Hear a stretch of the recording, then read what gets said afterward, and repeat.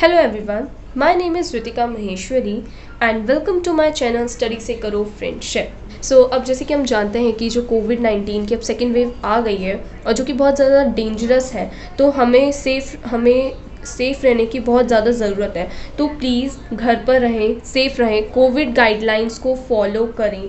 सिर्फ बाहर तभी निकलें जब आपको कोई ज़रूरी काम हो, अदरवाइज़ अवॉइड करें बाहर जाना। और अगर बाहर जाएं तो हमेशा मास्क पहन कर जाएं, मास्क का यूज़ करें और सैनिटाइज़र का यूज़ करें। ठीक है। आज हम स्टार्ट करने जा रहे हैं क्लास 10th का चैप्टर फर्स्ट, रियल नंबर। तो आज सबसे पहले तो हम रियल नंबर का बेसिक कॉन्सेप्ट क्लियर करेंगे। हम सब बेसिक कॉन्सेप्ट जानते तो हैं, लेकिन कई बार हम कंफ्यूज हो जाते हैं या फिर हम भूल जाते हैं। तो चलिए एक बार इसे फटाफट से हम लोग रिवाइज कर लेते हैं। ओके, नेचुरल नंबर्स वो नंबर्स होते हैं जो कि 1 से स्टार्ट होते हैं। होल नंबर्स वो नंबर्स होते हैं जो 0 से स्टार्ट होते हैं। कंफ्यूज नहीं होना है। नेचुरल नंबर्स वो नंबर्स होते हैं जो 1 से स्टार्ट होते हैं और इनफाइनाइट तक चलते रहते हैं। ठीक है। होल नंबर्स वो होते हैं जो 0 से स्टार्ट होते हैं। अब बात करें अगर हम even number and odd number की, तो इवन नंबर्स वो नंबर्स होते हैं जो 2 से क्लियरली डिवाइड हो जाते हैं, और जो 2 से क्लियरली डिवाइड नहीं होते हैं वो ऑड नंबर्स होते हैं। फॉर एग्जांपल 42 को अगर हम 2 से डिवाइड करेंगे तो ये आ जाएगा 21। यहीं अगर हम 71 को 2 से डिवाइड करें तो वो क्लियरली डिवाइड नहीं होगा, 35 पॉइंट समथिंग आ जाएगा। ओके, तो हम इसका क्या करेंगे, 35.5 आ जाएगा। ओके, तो ये यानी कि 71 जो है वो इवन नंबर नहीं है। 71 कौन सा नंबर है, ऑड नंबर है। हमें ये ध्यान रखना है कि जो नंबर 2 से क्लियरली डिवाइड हो जाए वो इवन नंबर है, और जो 2 से क्लियरली डिवाइड ना हो वो ऑड नंबर्स हैं। अब बात करते हैं इंटीजर्स की। ठीक है, इंटीजर्स जो है -6, -5, -4, एक तरीके से आपने नंबर लाइन देखी होगी, आप नंबर लाइन भी बनाते हैं। तो 0 होता है, इस साइड पे पॉजिटिव नंबर्स होते हैं, इस साइड पे नेगेटिव नंबर्स होते हैं। ठीक है, तो जो इंटीजर्स हैं वो 2 टाइप्स के होते हैं, पॉजिटिव इंटीजर्स भी होते हैं और नेगेटिव इंटीजर्स भी होते हैं। पॉजिटिव इंटीजर्स जो होते हैं वो होते हैं जो 0 की राइट हैंड साइड पे आते हैं, और जो 0 की लेफ्ट हैंड साइड पे आता है वो होते हैं नेगेटिव इंटीजर्स। ठीक है, तो हमें ये ध्यान रखना है। प्राइम नंबर वो नंबर होते हैं जो सिर्फ खुद की टेबल में आते हैं और 1 से डिवाइड हो सकते हैं। यानी कि जैसे कि एग्जांपल फॉर 2 को अगर हम देखें तो 2 सिर्फ 1 की टेबल में आएगा और खुद की टेबल से ही डिवाइड हो सकता है। ओके, और अगर हम बात करें कंपोजिट नंबर की, तो कंपोजिट नंबर वो नंबर होते हैं जो खुद की टेबल में भी आते हैं और टेबल में भी आते हैं और 1 से भी डिवाइड हो सकते हैं। ठीक है, जैसे एग्जांपल फॉर 4 ले लेते हैं। 4 क्या होता है, 4 एक तो 4 × 1 है, 4 होता है, 1 × 4 भी 4 होगा। ठीक है, यहीं अगर हम बात करें 4 को 2 से डिवाइड करें अगर हम, तो 4 2 की टेबल में भी आता है, 2 × 2 = 4। ऐसे अगर हम 8 की बात करें तो 8 2 में भी 2 की टेबल से भी होता है, 2 × 4 8 होता है। ठीक है, 4 × 2 8 होता है, 8 × 1 8 होता है, और 1 × 8 भी 8 होता है। तो यानी कि वो नंबर्स जो अपनी टेबल में भी आते हैं और दूसरी टेबल्स में भी आते हैं वो होते हैं कंपोजिट नंबर। और प्राइम नंबर्स वो होते हैं जो सिर्फ खुद की टेबल में आते हैं और 1 की टेबल में आते हैं। अब हम बात करते हैं रेशनल नंबर्स की। रेशनल नंबर्स वो नंबर्स होते हैं जिन्हें हम p/q की फॉर्म में एक्सप्रेस करते हैं। ठीक है, p/q की फॉर्म में एग्जांपल फॉर 3/7, 5/7, 9/2, 3/6, ये सारी क्या है, रेशनल नंबर्स हैं। अगर हम बात करें, अगर हमारा जो डिनोमिनेटर है ये होता है न्यूमरेटर, सबको पता है ये होता है डिनोमिनेटर। ठीक है, अगर हमारा डिनोमिनेटर 0 हो जाएगा, डिनोमिनेटर 0 होगा तो हम उसे रेशनल नंबर नहीं कहेंगे। अगर हमारा न्यूमरेटर 0 होगा तो तब भी वो रेशनल नंबर हो सकता है। ठीक है, अब अगर हम बात करें ट्रिक्स की, तो जैसे कि अगर हम बात करें कि हम इसे फाइंड आउट कैसे कर सकते हैं, तो जो नंबर टर्मिनेटिंग होते हैं वो भी रेशनल नंबर होते हैं। यानी कि जो जैसे एग्जांपल फॉर अगर मैं ले लूँ 25 / 4, तो अगर मैं इसे डिवाइड करूँ तो ये जो नंबर टर्मिनेटिंग होते हैं जैसे कि अगर हम एग्जांपल ले 25/4 लें, ठीक है, अगर हम इसे करेंगे तो 6.25, यानी कि एक तरीके से क्लियरली डिवाइड हो गया, यानी कि ऐसा नहीं है कि बार बार चलता जा रहा है या रिपीट हो रहा है, ऐसा कुछ भी नहीं है, ठीक है। तो ये नंबर रेशनल नंबर होते हैं। एक होते हैं नॉन टर्मिनेटिंग, ठीक है, ये नंबर्स वो होते हैं जो कि बार बार रिपीट होते रहते हैं। एग्जाम्पल फॉर अगर मैं ले लूँ 10/3, तो ये 3.33333333 यानी कि बार बार रिपीट होता जा रहा है, तो ये भी हम रेशनल नंबर में काउंट करेंगे। ओके, अब हम आगे बढ़ते हैं और आगे बात करते हैं हम इर्रेशनल नंबर्स की, ठीक है। इर्रेशनल नंबर्स वो नंबर्स होते हैं जो कि नॉन टर्मिनेटिंग होते हैं या नॉन रिपीटिंग होते हैं नेचर में। एग्जाम्पल जैसे कि अगर हमने किसी भी नंबर को डिवाइड किया, ठीक है, वो आगे ऐसे ऐसे ऐसे ऐसे अपने आप बढ़ता जा रहा है, मतलब रिपीट भी नहीं हो रहा, रिपीट तो नहीं हो रहा है ना कि 547 के बाद फिर 547 आ रहा है, मतलब नया नया नंबर चलता जा रहा है। तो एक ये रेशनल नंबर होता है। दूसरा पाई इरेशनल नंबर होता है। बाकी वो नंबर जैसे कि √3, √5, √7 यानी कि वो रूट के नंबर जिनका क्लियरली स्क्वायर रूट नहीं होता, ठीक है, वो नंबर्स भी हमारे इरेशनल नंबर होते हैं, ठीक है। अब अगर हम बात करें, अब हम आ जाते हैं अपने रियल पॉइंट पे। जो एक्सरसाइज अपनी स्टार्ट करोगे तो एक्सरसाइज फर्स्ट में चैप्टर फर्स्ट की 1.1 एक्सरसाइज में सबसे पहले आपको यही वर्ड मिलेगा, ठीक है। तो अभी हमें पहले ये कॉन्सेप्ट को क्लियर करना बहुत ज़रूरी है। ये एक थ्योरम है, चैप्टर फर्स्ट की थ्योरम 1.1 है, यूक्लिड डिवीजन लेमा। यूक्लिड जो एक साइंटिस्ट का नाम है, डिवीजन का मतलब समझते हैं डिवाइड, एंड लेमा मीन्स होता है एल्गोरिथम, यानी कि स्टेप्स में डिवीजन करना। इसकी क्या हमें दे रखी है, ये हमारी एनसीईआरटी में ही दे रखी है हमें theorem. Given positive integers a and b, there exist unique integer q and r satisfying equation क्या दे रखी है, a = bq + r, यानी कि एक तरीके से हम बात करें तो यहाँ पर ये बोल रहा है कि हमें दो पॉजिटिव इंटीजर्स गिवन होंगे a and b, जिसकी बाद में क्या होगा कि वहाँ पर q and r जो two positive integers a and b हैं, देयर एग्जिस्ट यूनिक इंटीजर्स, उनके बीच में एक यूनिक इंटीजर्स और आएंगे, वो होंगे q and r, जो कि इस इक्वेशन को सेटिस्फाई करेंगे, ठीक है। या फिर कहे कि a और b जो है वो टू पॉजिटिव इंटीजर्स हैं और ये इस कंडीशन को सेटिस्फाई कर रहे हैं, ठीक है। अब जैसे कि हमने a और b को ले लिया कि ये दो पॉजिटिव इंटीजर्स हैं, ठीक है। अब आपने यहाँ पर a लिखा, a को मैं डिवाइड करूँगी b से, ठीक है। एग्जाम्पल ले लेते हैं, इसे मान लेते हैं a को हमने ले लिया 25 एंड b को हमने ले लिया 4, ठीक है। तो 25 डिवाइड बाय 4 करूँगी, ठीक है। तो 4 जा 4 की टेबल में 25 तो आता नहीं है, तो उससे लेस क्या आता है, 6 जा पे 24, तो बचा 1। तो ये क्या था हमारा क्वेश्चन, ये हो गया हमारा b, ये था a। अब ये जो हमारे पास आया, ये आ गया हमारा क्वेश्चन, ठीक है, ये हमारा आ गया क्वेश्चन 6, एंड ये जो बचा वो आ गया रिमाइंडर, ठीक है। तो यही बात हो रही है कि दो पॉजिटिव इंटीजर्स हैं, ठीक है। उसके बाद जब हम इन्हें सॉल्व करेंगे या डिवाइड करेंगे तो उससे हमारे पास टू इंटीजर्स निकल के आएंगे, यूनिक इंटीजर्स निकल के आएंगे, जो कि हैं q एंड r, जो इस इक्वेशन को सेटिस्फाई करेंगे। अगर हम अब a देखें तो a किसके बराबर होगा, b को q से मल्टीप्लाई कर देंगे हम, ठीक है। b को q से मल्टीप्लाई करें और उसमें प्लस कर दें r, तो यही बन जाएगा हमारे पास 25। अगर हम आपको करके दिखाती हूँ 25, a क्या है, a लिखते हैं हम, ठीक है। b हमने 4 लिया है, 4 को मल्टीप्लाई किसे करेंगे, q से, q क्या है 6, ठीक है, प्लस r यानी कि रिमाइंडर क्या बचा 1।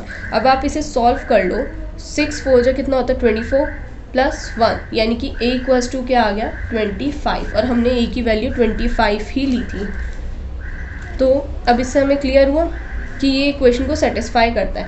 अब इसमें एक और चीज़ है कि अब r की वैल्यू क्या हो सकती है, r की वैल्यू या तो 0 हो सकती है, रिमाइंडर अगर आप हम लें कि 20 को 4 से डिवाइड कर दो, ठीक है ना, तो 4 5 जा 20, यानी कि रिमाइंडर क्या हो गया, क्रॉस लगा दीजिए, इसे 0 कह लीजिए, तो रिमाइंडर क्या हो सकता है हमारा 0 हो सकता है। ओके, हमारा रिमाइंडर जो है वो 0 हो सकता है, या फिर जो हमारा रिमाइंडर है वो हो सकता है b से छोटा, बी से छोटा होगा, ये ध्यान रखना हमेशा। रिमाइंडर कभी भी इक्वल्स टू 0 हो सकता है, 0 से बड़ा हो सकता है, लेकिन बी से हमेशा छोटा ही रहेगा। जैसे कि हमने अभी इसमें एग्जांपल में ही देख लिया, हमारा बी 4 था और जो हमारा रिमाइंडर आया वो 1 है, और 1 जो है 4 से छोटा है, ठीक है ना। तो इसलिए हमें ध्यान रखना है, हमेशा एक कंडीशन में सेटिस्फाई करेगा कि जो 0 है वो जो आर है हमारा वो इक्वल टू 0 हो सकता है, ग्रेटर देन 0 हो सकता है, बट लेस देन बी ही रहेगा। ओके सो अब अगर मैं आपको इसका एक एग्जाम्पल लेकर बता देती हूँ, बुक का एग्जाम्पल है, example 1, use Euclid algorithm to find the HCF of 4052 and 12576। इसमें एक और इम्पॉर्टेंट बात मैं आपको बता देती हूँ कि ये जो यूक्लिड डिवीजन लेमा है, ये जो हम यूज़ करते हैं, ये हमारा क्या निकालने के लिए यूज़ होता है, एक तो हमारा डिवाइड करने में यूज़ आएगा ये ठीक है, और दूसरा HCF में। तो जैसे कि इसमें आ गया ना कि हमें HCF फाइंड आउट करना है, एक तरीके से ये HCF ही है। हम जब इसे फाइंड आउट करेंगे, मैं भी आपको करके दिखाऊंगी, तो आप भी समझ जाएंगे कि हम इसमें HCF ही कर रहे हैं। बट फ़र्क सिर्फ इतना है कि जब हम HCF कर रहे हैं तो जब हम HCF करते हैं तो डायरेक्ट हम लिखते चले जाते हैं डिवाइड कर, लेकिन इसमें हमें स्टेप बाय स्टेप सब कुछ क्लियर करके लिखना है। तो एल्गोरिथम का मतलब अभी मैंने आपको बताया था, लेमा का मतलब मैंने अभी आपको बताया है कि इसका मतलब होता है स्टेप्स। तो यानी कि जब हम इसे सॉल्व करेंगे तो हमें इसे स्टेप बाय स्टेप सॉल्व करके दिखाना है। तो अभी मैं आपको करके दिखाऊंगी तो आपको पता चल जाएगा कि क्या हमें कैसे करना है इसे। तो हम इसे करना स्टार्ट करते हैं। सबसे पहले तो मैं ना आपको एक बार इसका ना HCF कर दिखा देती हूँ, ताकि आपको समझ में आए कि मैं एक बार कहना क्या चाहती थी। तो एज अ रफ वर्क, और कह लीजिए कि, तो मैं आपको करके एक बार बताती हूँ कि मैं कहना क्या चाह रही थी कि 12576 डिवाइड बाय 4052, यहाँ नहीं लिखते हैं, यहाँ लिखते हैं 12576 डिवाइड बाय 4052। 4052 अब हम पहले तो देख लेते हैं किससे करेंगे। अगर हम 3 से डिवाइड करते हैं, ठीक है, तो 3 से मल्टीप्लाई करते हैं, तो 3 2 जा 6, 15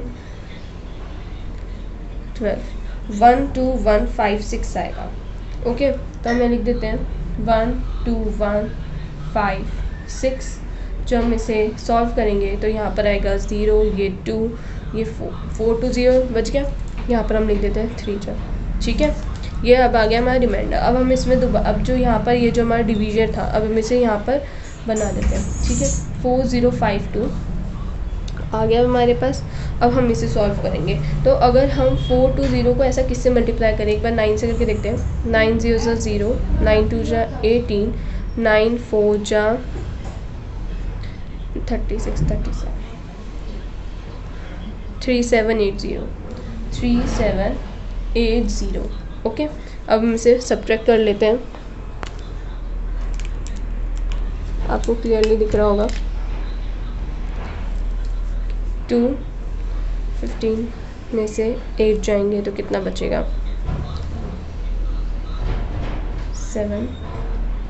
ओके, 9 में 7 बचे 272। ओके, तो अब हम यहाँ लिख देंगे 420। तो अगर हम देखें तो अगर हम 272 को 2 से मल्टीप्लाई करते हैं तो 4 14 544, यानी 4 2 0 से बड़ा हो रहा है, तो यानी कि हमें 1 ही लेके करना पड़ेगा। यहाँ पर देते हैं 9 1 2 7 2। ओके, तो यहाँ पर जब हम इसे सॉल्व करेंगे तो हमारे पास आ जाएगा रिमाइंडर 148। अब 272 हम फिर से लिख देते हैं।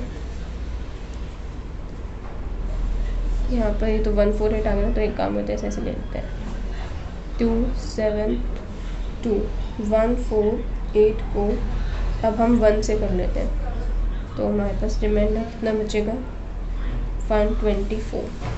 ओके, 148 भी आ गया। अब यहाँ पर फिर से 1 से लिख देते हैं, 124 आ जाएगा। यहाँ बचेगा इसमें 24। अब यहाँ आ गया 124। तो जब मैं 24 को अब मैं 5 से करके देखती हूँ, 5 को जब 20, 5 to 10 11 12, 120 आ रहा है। 5 जब 120 लिख दिया, बचा 4 24। और हम सब जानते हैं 6 4 जा 4 6 जा कितना होता है 24। तो आ गया हमारा रिमाइंडर 0। हम जब अपना HCF निकालते हैं तो हम उसे तब तक करते रहते हैं जब तक कि 0 नहीं आ जाता, और हमारा HCF का जो मेन आंसर होता है वो होता है यही होता है ना 4। यानी कि अगर मैं मानूँ तो 1 2 5 7 6 एंड 4052 का HCF क्या हुआ, HCF ऑफ इज 4। ओके, तो अब ये चीज़ जो चीज़ हमने यहाँ डिवाइड कर की है, अब हम उसे करेंगे स्टेप बाय स्टेप, और इसी को कहते हैं Euclid algorithm.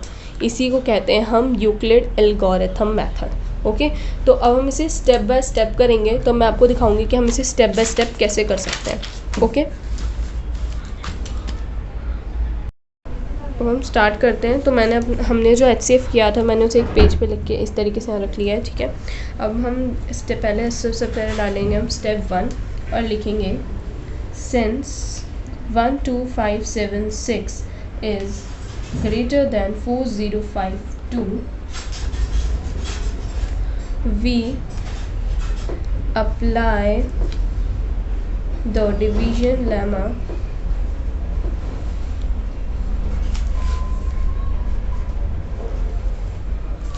to 1 2 5 7 6 and 4052 to get क्या चाहिए अब हमें।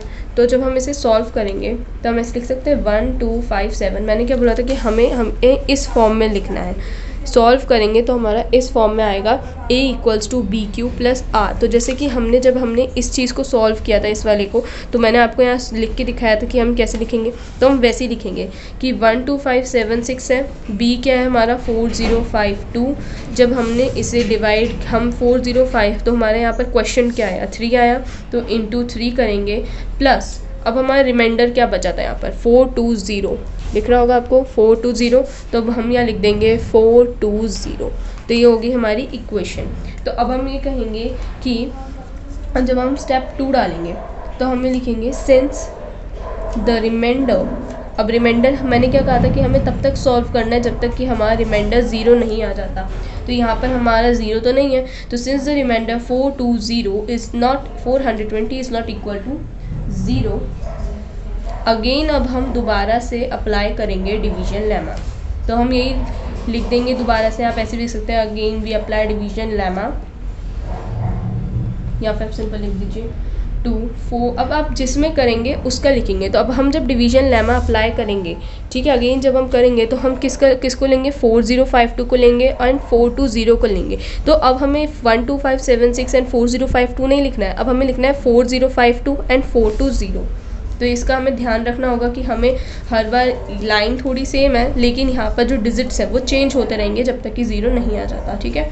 4052 एंड 420 टू गेट। अब हम दोबारा से वही करेंगे, ठीक है।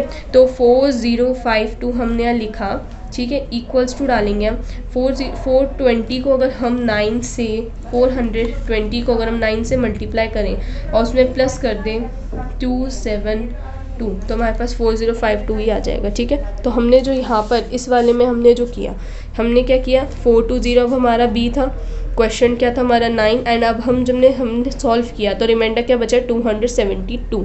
तो अगेन अब हम इसी तरीके से अपने स्टेप 3 स्टेप्स लिखते जाएंगे, ठीक है। तो अब हम यहाँ पर स्टेप 3 डालेंगे कि अगेन हम लिख देंगे since the remainder 272 is not equals to 0, again we apply division lemma